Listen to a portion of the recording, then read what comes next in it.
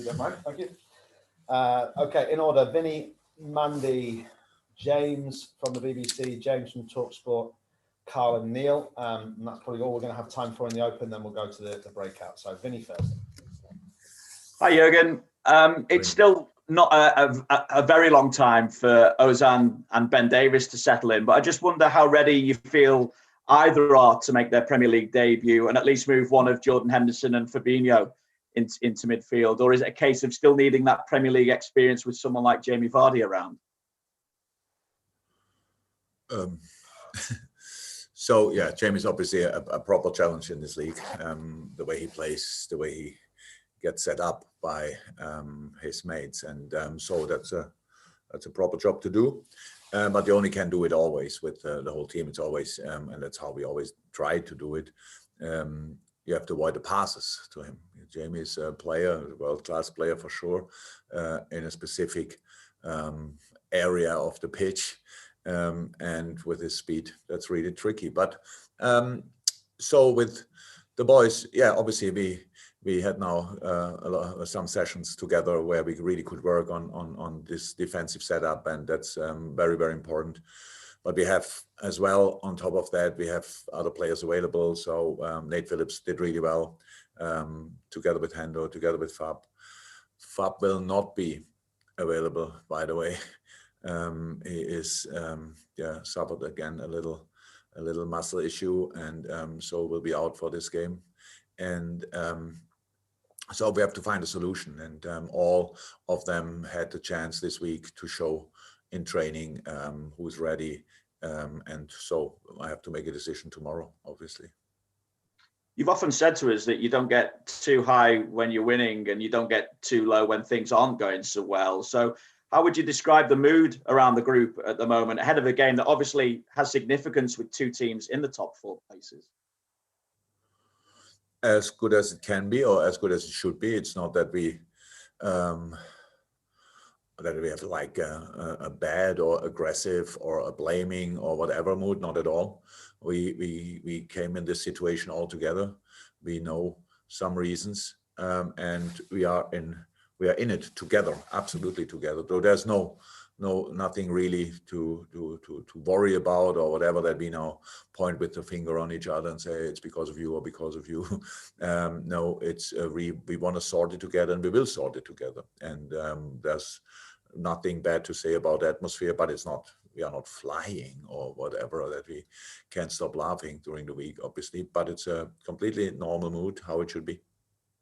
And we know Brendan's no longer your landlord. Have you heard from him lately, and how much respect do you have for the job that he's doing this season at Leicester? I got a message this week, obviously, but it was not about a game, of course.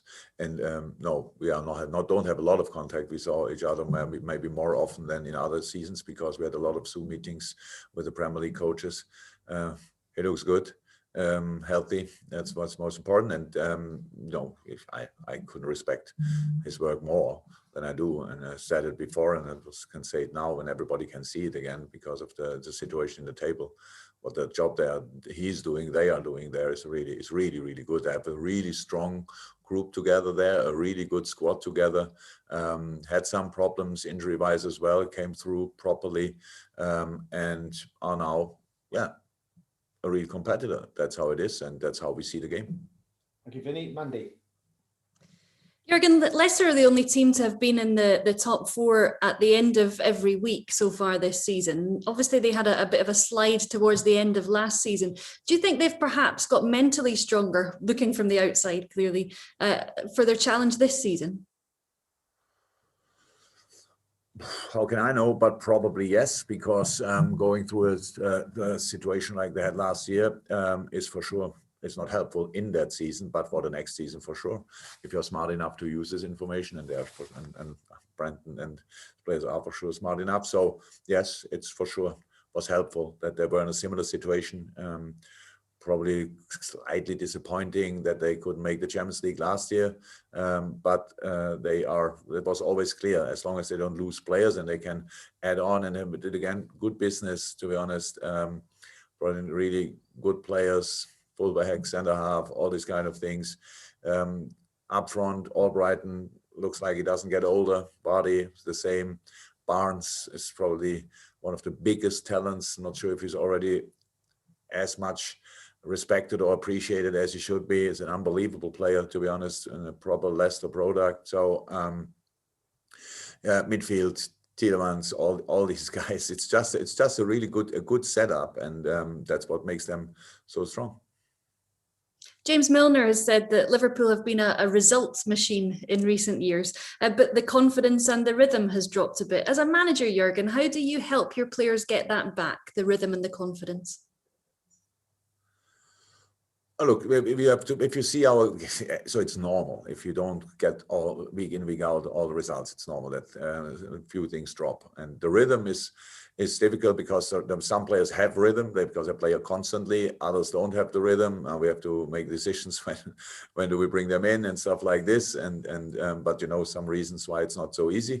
And the confidence, I saw a very confident team in the last few weeks. I saw a very confident team against Manchester City, which is one of the most difficult football games in the world. And so I know it's maybe not appropriate to speak about a good game when you lost 4-1, but for us it's obviously very important what we saw there in all the other situations. We did not lose this game because we played bad. We lost it because we made individual mistakes, and that can happen as well and leads to the same result, but it's a different kind of reason. And so if you think now about Brendan Rodgers and Leicester, how will they prepare for us? Do they prepare for a team without confidence and without rhythm? I don't think so. They saw for sure the last game and know that if they let us do a few things, then we will be really dangerous for them. And that's exactly what we try to do, even when we have to change again. We will try it again. That's just the job to do, and that's how we always saw it. So I think. I spoke once or so about confidence and was not really happy afterwards that I opened that box. But it was that what I saw that day. Then I spoke once about being fatigued. That's all actually gone, to be honest. It doesn't mean that it cannot happen again, because it's a really tough situation. But the only thing you really can do is to fight through a situation like this, because nobody will help you. It's not that people will roll the ball in front of the goal and you don't have to make the last touch. You have to work for all these situations. You have to defend on highest level, and you have to attack on highest level. And in between, you have to play proper football. And that's what we are. And that's what we did without getting the results always. That's clear. Without performing always on our highest level for sure as well. But I saw a lot of good signs in the last weeks, which shows me that we are not too far away. Okay, so I can get around everyone in this open, because James Pearson put his hand up as well. It's going to be one for everyone else unless there is a pressing follow-up. So James from the BBC, followed by James from TalkSport. James from the BBC first. Thanks, Matt. Jurgen, uncharacteristic errors from Alisson last week. What's his character like? Does he need encouragement, or is it obvious that he just needs to get back on the bike and start again? Oh, we had, of course, a little talk. If it's then about encouragement or whatever, I don't know. It's just a little talk, and he was not happy that it happened, of course. But it's very important to realize in a moment like this, goalkeepers in a long career, they make mistakes. It's for a goalkeeper of the quality of Alisson Becker, it's pretty rare that he makes this kind of mistakes, and that he makes two of them in one game. That's clear as well. But goalkeeper on top of that are used to making mistake, means they have to stay in the game. They concede a goal and they know maybe earlier than all the rest of the world, I should have saved it. And they have to deal with that always. And now here's just a few days in between the City game and this game, and there was absolutely no real criticism from our sides, from the boys, from the players around him, because everybody knows how good he is. And he's a very calm person. Yeah. And now the next game is coming up, and it's good, so he can play his normal level again, and then everything will be fine. Thank you, James. On to James from TalkSport. Jurgen, this week you haven't had a match in midweek, so has it been a good opportunity to reset as well after what's been such a relentless and difficult schedule? Yeah, but we have to prove it on Saturday. Right. Yeah. Yeah, of course. So how I said, good training session so far. Today, very important training session where we really go through pretty much everything again. Not long, but nice and sharp, and these kind of things. So that's what you usually don't have. But it's not only us. Come on, that's we know that this week a lot of other teams played because they were still in the FA Cup and they were incredibly intense games.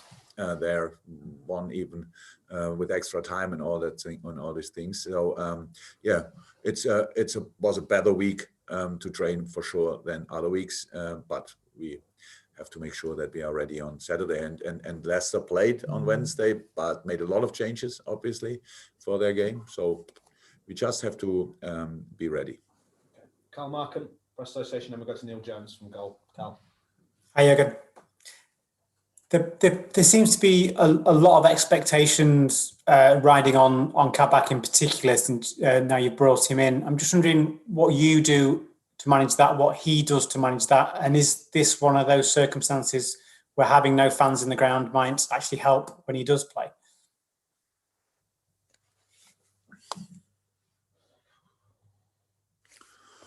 Ooh, he's still young, so probably yes. But I was not a good player, how we all know, meanwhile.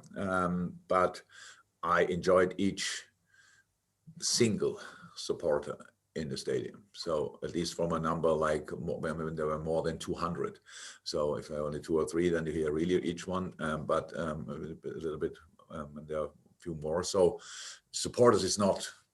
I never saw it like as pressure, and supporters were there. But I know what you mean. If you make a mistake or whatever, then you hear the whole crowd, the noise, what they are doing. Then that's not nice. But the boys, he's young but experienced as well. So he played in front of a lot of supporters. He played at Stuttgart, which were very often sold out stadium. Schalke, as long as supporters were allowed, is pretty much sold out each home game. However they are and wherever they are on the table, and so he's used to that. And yeah, but of course, it can help. Okay. Neil Jones from goal, and then we finish with James Pearce, and then we go to the embargo section. Neil. Hi, Jurgen. Just want to ask about Naby Keita. He hasn't played since before Christmas. Hasn't been available. I just wondered if you could tell us a little bit about the nature of the injury and how close he might be to returning. It was a hamstring, a slightly bigger one. So he is back on the pitch, but not with the team yet. So he's in individual training sessions, hard training sessions now. So it's the final stages of his rehab, but still not there. Okay. Thanks, Neil. And then James to finish this section of the press conference. Hi, Jurgen.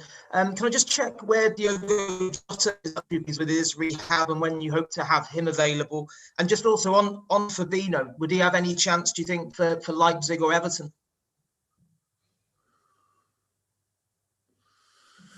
Fabinho first. I don't know in a moment. We will see. I really don't know.